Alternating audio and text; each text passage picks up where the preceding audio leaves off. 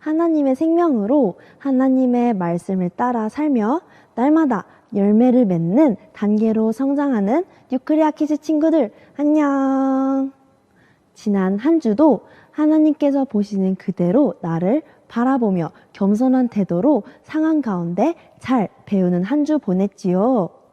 하나님께서는 거듭난 모든 사람이 영적 성장을 이루기 원하세요. 오늘은 영적 어른의 단계의 모습이 어떤지 알아보는 시간을 가질 거예요. 오늘 본문 말씀 큰 소리로 읽어봐요. 우리는 더 이상 사람들의 속임수, 곧 거짓된 관계로 인한 술책에 넘어가 온갖 교훈의 풍조에 떠밀리고 휩쓸리는 어린아이가 되지 말고 사랑 가운데 진리를 말하며 범사의 머리 되시는 그리스도에게까지 자라나야 합니다. 에베소서 4장 14절에서 15절 말씀, 아멘. 친구들, 사람은 태어나 성장함에 따라 각기 다른 특징들이 나타나요. 울음으로 배고픈 것, 졸린 것 등으로 표현하고 해결하는 갓난아기 단계. 의사소통을 하며 제 힘으로 일을 처리하지만 아직은 미숙한 어린아이 단계. 그리고 바른 기준으로 바른 것을 선택하며 스스로 문제를 해결하는 어른처럼 각각의 단계마다 나타나는 특성이 있어요. 우리 영도 이렇게 단계가 있어요. 다만 우리의 몸의 나이는 해마다 자라지만 우리의 영은 그렇지 않아요. 금방 거듭난 사람은 영적 어린아이예요.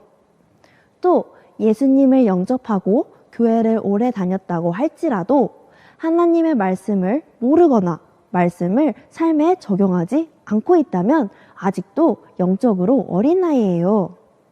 모든 사람은 예수님을 믿고 하나님의 생명으로 거듭날 때 영적인 갓난아이로 태어나 하나님의 말씀을 들으며 점점 영적 어른의 단계로 성장하며 영에 속한 사람으로 변화되어 가요. 영적으로 어린 사람들은 무엇이 바른지 알아도 선택할 능력이 없어요. 또 상황, 조건에 흔들려 불안과 두려움을 따라 불완전한 선택과 행동을 해요. 40일 동안 여리고성을 정탐하고 돌아왔던 10명의 정탐꾼들은 어떻게 반응했나요? 상황을 붙잡았나요? 말씀을 붙잡았나요?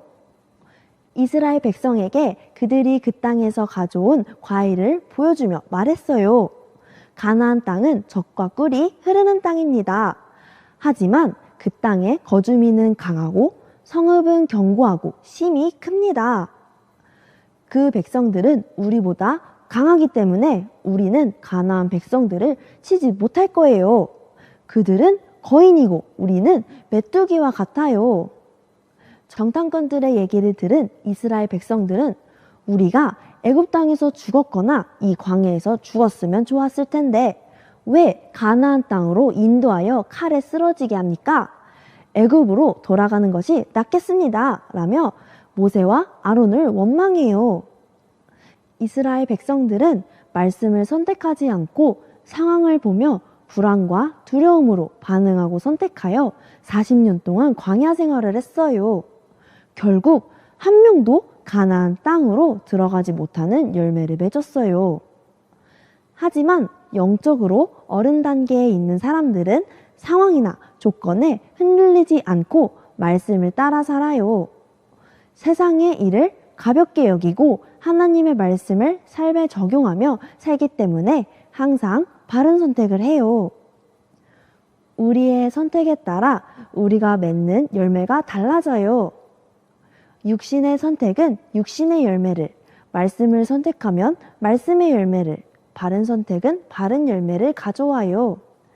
여호수아 1장 8절에 이 율법책을 내 입에서 떠나지 않게 하고 주야로 그 안에 있는 것을 묵상하여 그 안에 기록된 모든 것대로 지켜 행하라. 그리하면 내가 너의 길을 번성하게 만들 것이고 내가 좋은 성공을 이루리라 라고 말씀해요. 이 율법책은 우리가 그리스도 안에서 내가 누구이며 무엇을 가지고 있고 무엇을 할 수 있는지에 대한 말씀이에요. 우리가 말씀을 입으로 고백하고 밤낮으로 묵상하고 그대로 행동하면 내가 너의 길을 번성하게 만들 것이다 라고 해요.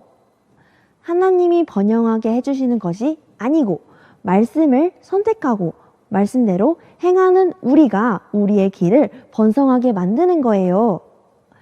광야에서 하나님을 원망한 이스라엘 백성들과 달리 영적 어른의 단계의 삶을 살다간 모세의 이야기를 해볼게요. 모세는 당대 최강의 나라 이집트의 바로왕 공주의 아들이 되었어요.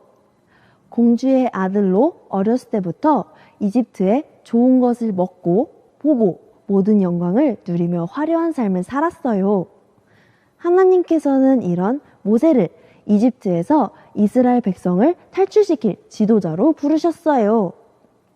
모세는 어떤 선택을 했나요? 편안하고 화려한 삶을 내려놓고 하나님의 뜻을 따라 이스라엘 백성을 이끄는 부르심을 선택했어요.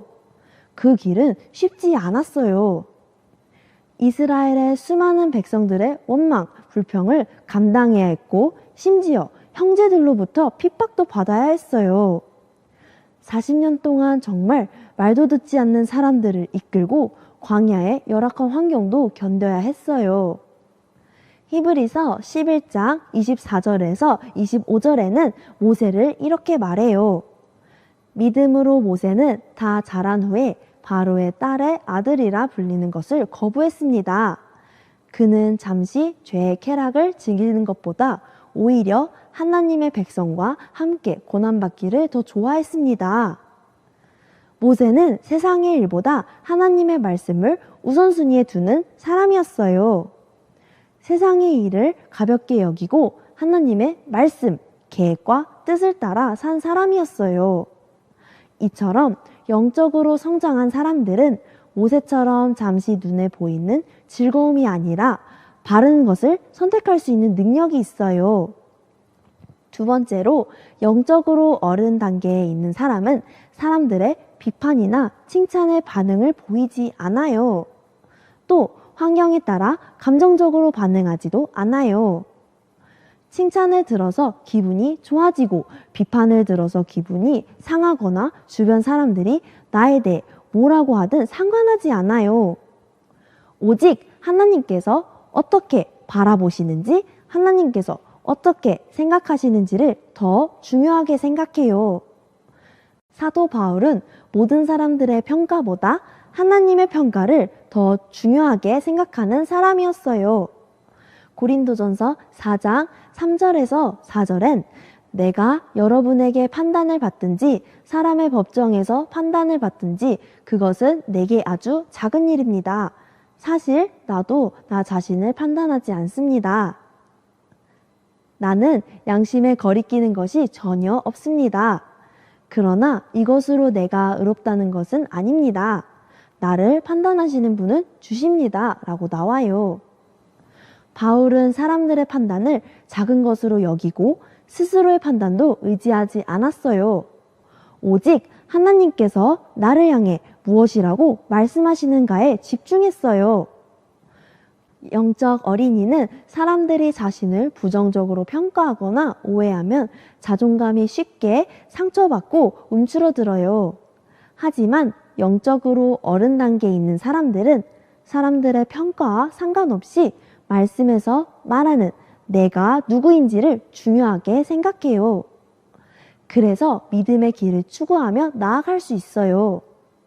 혹시 학교에서 친구들에게 잘못된 말을 들어서 기분이 상했던 적이 있나요? 친구들의 놀리는 말과 하나님께서 보시는 나 중에서 무엇이 진짜일까요? 바로 말씀에서 말하는 내가 진짜예요. 친구들의 놀리는 말은 진리가 아니에요. 하나님께서 보시는 내가 바로 진짜예요. 하나님은 나를 최고의 걸작품이라고 보세요. 그리고 하나님께서는 예수님을 대신 주실 만큼 사랑하는 자녀라고 말씀하세요. 하나님은 우리를 하나님의 상속자, 이 땅에서 예수님의 일을 대신하는 자라고 보세요. 친구들의 말에 속상한 적이 많았던 친구들은 친구들의 말보다 하나님께서 나에게 하시는 말을 더 크게 듣고 반응해봐요. 마지막으로 영적으로 어른 단계에 있는 사람은 환경 가운데 하나님의 뜻을 볼 수 있는 눈이 있어요. 영적으로 어릴수록 어려운 문제 상황에 부딪히면 놀라고 당황하고 주저앉아 버려요. 그래서 하나님이 어떠한 분이신지 쉽게 잊고 사랑과 하나님과 환경을 탓하며 부정적인 생각과 감정에 빠지는 경우가 많아요. 어려운 환경 가운데서도 하나님을 원망하지 않고 하나님의 뜻을 볼 수 있는 눈을 가진 구약 인물 중 요셉에 대해 이야기해 볼게요. 요셉은 아버지 야곱에게 엄청난 애정을 받았어요. 형들은 야곱이 요셉에게만 채색 옷을 입히고 요셉만 예뻐하는 것을 질투해서 동생 요셉을 이집트 상인에게 노예로 팔아버렸어요. 이집트에서 노예의 삶을 살다가 보디발의 아내로 인해 감옥에 억울하게 갇히기도 했어요. 하지만 요셉은 하나님의 은혜로 바로의 꿈을 풀고 이집트의 총리가 되었어요. 요셉이 전 세계에 가뭄이 찾아왔을 때 식량을 구하기 위해 이집트로 온 형제들을 만났을 때 복수했나요? 원망했나요? 당대 최강국의 총리였던 요셉은 형들을 응징할 수도 있는 상황이었고 형들 또한 요셉이 보복할까봐 두려워했어요. 하지만 요셉은 하나님이 그려주신 뜻을 봤어요. 그래서 형들에게 이렇게 얘기해요. 창세기 45장 5절과 7절에 하지만 형님들이 저를 이곳에 팔았다고 해서 근심하거나 자책하지 마십시오. 이는 하나님께서 생명을 구하시려고 저를 형님들보다 먼저 여기로 보내신 것이기 때문입니다. 그러나 이 땅에서 형님들의 자손들을 보존하시고 큰 구원을 베푸셔서 형님들의 목숨을 살리시려고 하나님께서 미리 저를 보내신 것입니다. 라고 말했어요. 요셉은 이집트에서 노예로 살았던 삶, 감옥에 갇혔던 삶을 억울해하며 하나님을 원망하지도 않았어요. 하나님의 큰 그림을 보고 선하신 하나님께서 모든 상황 가운데 나를 최고의 길로 인도하실 것을 확신했어요. 혹시 친구들 문제 상황 가운데 있을 때 왜 이런 상황을 허락하셨냐며 하나님을 원망한 적이 있었나요? 출애굽한 이스라엘 백성들처럼 하나님을 향해 불평, 원망을 선택하지 말고 선하신 하나님 아버지께서는 우리에게 늘 좋은 것만 주시는 분이심을 더 신뢰해봐요. 친구들, 오늘 영적 어린아이 단계와 영적 어른의 단계의 특성에 대해 이야기했어요. 태어난 지 한참 지났는데 성장하지 않으면 좀 이상하죠? 성경은 우리가 자라나야 한다고 말씀해요. 오늘 본문 말씀 한 번 더 크게 읽어봐요. 우리는 더 이상 사람들의 속임수, 곧 거짓된 관계로 인한 술책에 넘어가 온갖 교훈의 풍조에 떠밀리고 휩쓸리는 어린아이가 되지 말고 사랑 가운데 진리를 말하며 범사의 머리 되시는 그리스도에게까지 자라나야 합니다. 에베소서 4장 14절에서 15절 말씀. 아멘. 친구들, 우리는 누구만큼 자라나야 하나요? 예수님만큼 성장해야 한다고 하신 말씀을 기억하며 오늘도 바른 선택을 해봐요. 자, 함께 고백해요. 나는 나의 영을 성장시키기로 결심해요. 나는 말씀을 따라 바른 선택을 함으로 내가 나의 길을 번영하게 만드는 자예요. 나는 오직 하나님께서 나를 보시는 대로 나를 바라봐요. 나는 항상 좋은 것만을 주시는 하나님을 신뢰하는 자녀예요. 그럼 이번 한 주도 말씀을 고백하고 말씀을 선택하며 말씀의 열매를 맺으며 성장하는 한 주 보내요. 그럼 안녕.